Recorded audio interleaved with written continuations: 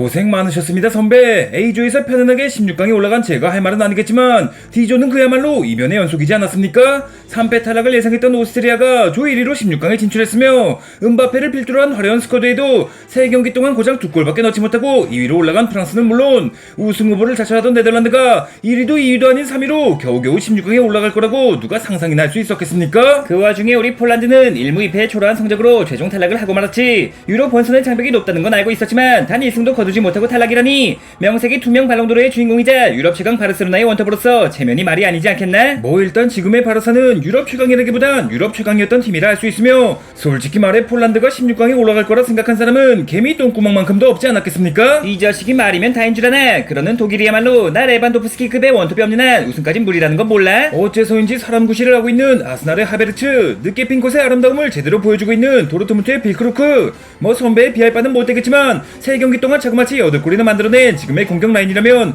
우승까지 노릴만 하지 않겠습니까? 아이 그러니까 진작에 독일로 귀화를 하셨어야지. 그까지 폴란드와의 의리가 뭐라고? 폴란드 사람이 폴란드에서 뛰는 건 의리 같은 게 아니라 당연한 일이거든. 많은 사람들이 과거 독일의 최전방을 책임지던 스트라이커 클로자 포돌스키가 폴란드에서 독일로 귀화한 거라고 잘못 알고 있지만 그들은 아버지가 독일인이었기에 태생부터 독일 국적을 갖고 있던 것뿐이지 폴란드를 배신했던 것이 아니며 어찌됐든 두 사람 모두 두 나라의 국적을 보유한 이중 국적자로서 폴란드가 아닌 독일을 선택했던 거 아닙니까? 뭐 선배께선 그런 선택권이 없는 폴란드 토박이였다지만 도르트문트를 배신하고 뮌헨으로 이적했던 것처럼 나아가 뮌헨을 배신하고 바르사로 이적했던 것처럼 그저 베반도프스키라는 별명답게 폴란드를 저버리고 독일로 귀화하셨다면 난 도르트문트와 뮌헨을 배신했던 게 아니라 그저 남들과 다를 바 없이 이적할 때가 돼서 이적한 것뿐이거든. 아무튼 비록 조별리그도 넘지 못하고 마지막에 될 수 있는 유로에서 탈락하고 말았지만 단 한순간도 내가 폴란드 대표팀이란 사실이 부끄럽지도 아쉽지도 않았으니 이 얘긴 이쯤에서 그만하고 니 녀석 우승이나 신경쓰지 그래. 16강, 8강, 4강 결승 그저 앞으로 4경기를 치르기만 하면 무조건 우승일텐데 뭐 신경쓸 게 따로 있겠습니까?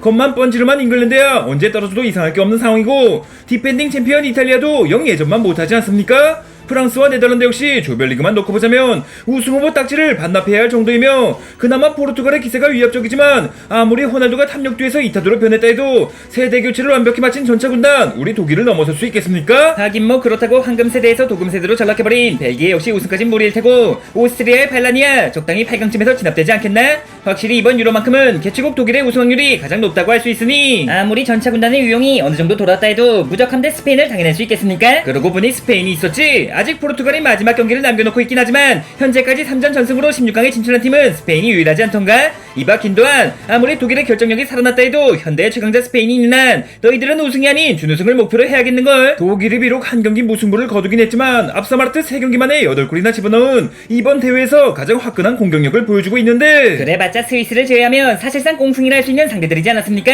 반면에 우리 스페인은 죽음의 조라 불리는 B조에서 3전 전승, 그것도 단 한 번의 실점도 없이 무실점 전승을 기록했는데 이리 보고 저리 봐도 진정한 우승 후보는 바로 저 라민 야말의 스페인이지 않겠습니까?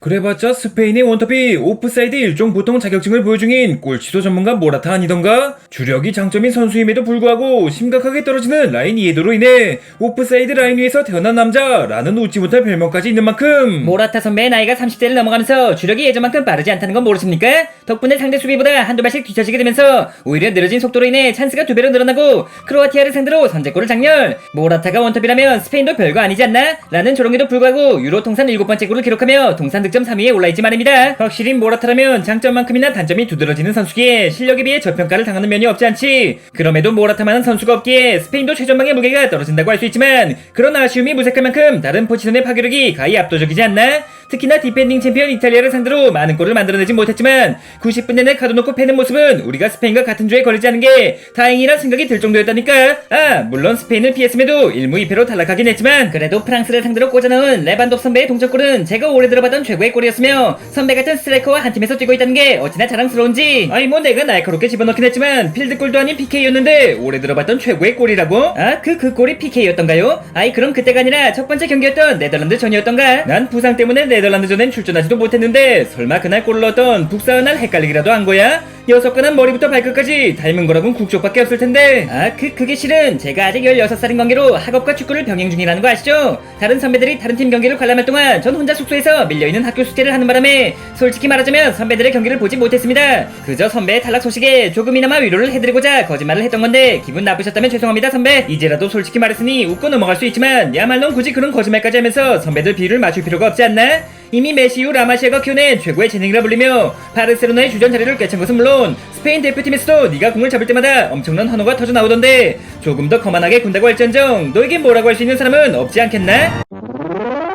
뭐 일단 칭찬은 감사합니다만 그동안 바르사는 물론이고 유럽 각지에서 제2의 메시라 불리던 선수가 수도 없이 탄생하지 않았습니까? 그중 일부는 소리 소문 없이 사라졌으며 또 몇몇은 그저 그런 선수로 전락해버렸죠. 다른 사람은 몰라도 한국의 메시 이승우만큼은 무조건 성공할 거라 생각했는데 성장을 가로막았던 출장 정지 징계와 피지컬의 단점을 넘어서지 못한 테크닉의 한계가 아쉽긴 했지. 뭐 비슷한 이유로 사라져버린 제2의 메시들만 모아놔도 한 트럭은 되지 않겠나? 그럼에도 계속해서 제2의 메시는 탄생하고 있으며 현재로선 저희 아말이 그 타이틀을 보유 중이죠. 제 입으로 이런 말하기 민망하고 다소 섣부른 판단일 수 있겠지만 진짜 메시로 자라날 가능성 역시 가장 높다는 평가를 받고 있으니 앞으로의 3-4년 정도가 저에게는 가장 중요한 시기 아니겠습니까? 라마시아 출신 윙어답게 탄탄한 기본기를 바탕으로 한 예술적인 드리블이 주무기이자 강력한 슈팅과 정확한 패스는 물론 이니에스타를 연상케 하는 폭넓은 시야까지 나이가 믿기지 않을 만큼 완성도 있는 플레이를 보여주고 있으며 미숙한 오른발 사용을 비롯한 몇 가지 단점을 개선한다면 바르셀로나가 그토록 그리워하던 슈퍼크랙으로 자라날 수 있겠지. 아무튼 음바페 형은 말할 것도 없고 벨링엄 형도 최근 들어 스타성을 즐기며 뛰어난 실력과 더불어 자신들의 인기를 만끽하고 있지만 그건 어디까지나 호날두 선배가 걸어왔던 길이지 메시 선배가 걸어온 길과는 다르지 않습니까? 뭐 확실히 메시가 역사상 최고의 선수, 그러니까 염소치고는 얌전한 스타일이긴 했지. 그럼에도 구설수가 없는 건 아니었지만 누가 더 잘하고 못하고를 떠나 호날두는 악역, 메시는 선역이라는 분위기가 형성되지 않았던가? 물론 호날두 선배도 충분히 매력적인 선수지만 라마시아가 키워내고 바르셀로나에서 뛰고 있는 만큼 저는 호날두 선배가 아닌 메시 선배의 길을 따라가고자 합니다. 필드 위에선 누구보다 화려하게, 경기장 밖에선 그저 평범한 학생처럼 어린 나이에 많은 주목을 받고 있는 만큼 그러는 편이 이런저런 문제도 발생하지 않고 묵묵히 성장할 수 있는 길이지 않겠습니까? 뭐 아직은 안수파티로 자라날지 리오넬 메시로 자라날지 누구도 확신할 수 없긴 하지만 불필요한 행동을 줄이는 거야말로 최대한 메시에 근접할 수 있는 길이겠지. 그렇다고 균도한 선배에게 잘 보이고자 독일에게 우승을 양보할 생각은 없다는 거 아시죠? 필드 위에선 누구보다 화려하게 역대 최고의 재능이라 불리는 드리블로 스페인을 다시 한번 유럽 최강 무적함대로 만들 예정이니 혹시나 저 때문에 준우승을 하신다 해도 바르셀로나에 돌아가선 전처럼 귀엽게 봐주셔야 합니다. 내가 트래블을 했던 맨시티를 떠나 예전만 못한 바르사로 이적한 건 유럽 최강 바르셀로나를 다시 한번 바로 세우기 위해서였다. 하지만 좋지 못한 재정 상태를 비롯해 걸림돌이 한둘이 아니었으나 고작 15살의 나이로 7무대에 데뷔해 겨우 16살의 나이로 마법같은 활약을 보여주고 있는데 귀엽다 못해 사랑하지 않을 수 있겠나? 그럼 이번 유로에선 각자 선의의 경쟁을 펼치는 거로 하고 우리 둘 중 누가 우승을 하든 간에 진심으로 축하해주면서 바르사에 복귀하면 네가 흔들고 내가 찌르고 레반도 선배가 마무리하는 완벽한 득점 공식과 함께 다시 한번 바르셀로나의 우승을 위해 최선을 다해 보는 거지. 바르셀로나가 우승을 하든 레알이 우승을 하든 이젠 내 알 바 아니지만 이번 유로 2024의 우승팀은 독일도 스페인도 아닌 포르투갈이며 이번 대회의 주인공은 고작 16살의 라민 야말이 아닌 39살의 나이값을 제대로 하며 이타적인 플레이를 보여주고 있는 나 크리스티아노 호날두라는 거 몰라? 어디 기껏해야 준우승 딸이들이 서로 우승을 축하하니 많이 하고 있어. 아니 호날두 선배, 그치만 솔직히 포르투갈이 우승까지는 겨우 모라타가 주장인 스페인부터 고작 균도안이 주장인 독일까지 우승을 하니 많이 하고 있는데 현 시점 유럽 최고의 선수 나 호날두가 주장인 포르투갈이라면 우승할 확률이 훨씬 더 높지 않겠나? 일단 스페인도 독일도 아닌 포르투갈이 우승할 수밖에 없는 첫 번째 이유는 두둥 호날두 편에 계속